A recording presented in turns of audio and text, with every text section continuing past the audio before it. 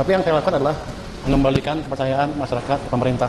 Itu juga atas pemerintah Bapak Presiden. Rangka menjaga kekayaan Indonesia tidak salah kelola, tidak bocor, tidak dicuri, kita harus bertekad untuk memberantas korupsi dari bumi Indonesia. Pak Purbaya, S3.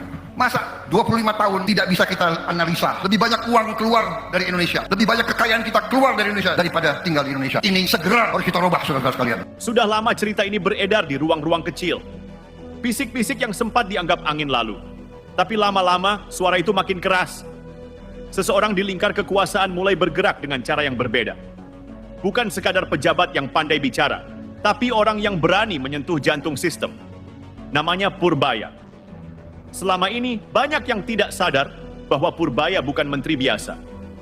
Ia bukan tipe yang sekadar tampil di media dengan senyum dan angka. Ia berbicara tentang hal yang selama puluhan tahun dianggap tabu. Bagaimana uang negara diatur, dikendalikan, dan disembunyikan. Dan disitulah masalahnya. Tapi yang saya lakukan adalah mengembalikan kepercayaan masyarakat ke pemerintah. Itu juga atas pemerintah Bapak Presiden. Rangka menjaga kekayaan Indonesia tidak salah kelola, tidak bocor, tidak dicuri, kita harus bertekad untuk memberantas korupsi dari bumi Indonesia. Pak Purbaya, S3. Masa 25 tahun tidak bisa kita analisa? Lebih banyak uang keluar dari Indonesia, lebih banyak kekayaan kita keluar dari Indonesia daripada tinggal di Indonesia. Ini segera harus kita robah, saudara-saudara sekalian. Sudah lama cerita ini beredar di ruang-ruang kecil. Bisik-bisik yang sempat dianggap angin lalu. Tapi lama-lama suara itu makin keras. Seseorang di lingkar kekuasaan mulai bergerak dengan cara yang berbeda. Bukan sekadar pejabat yang pandai bicara, tapi orang yang berani menyentuh jantung sistem. Namanya Purbaya.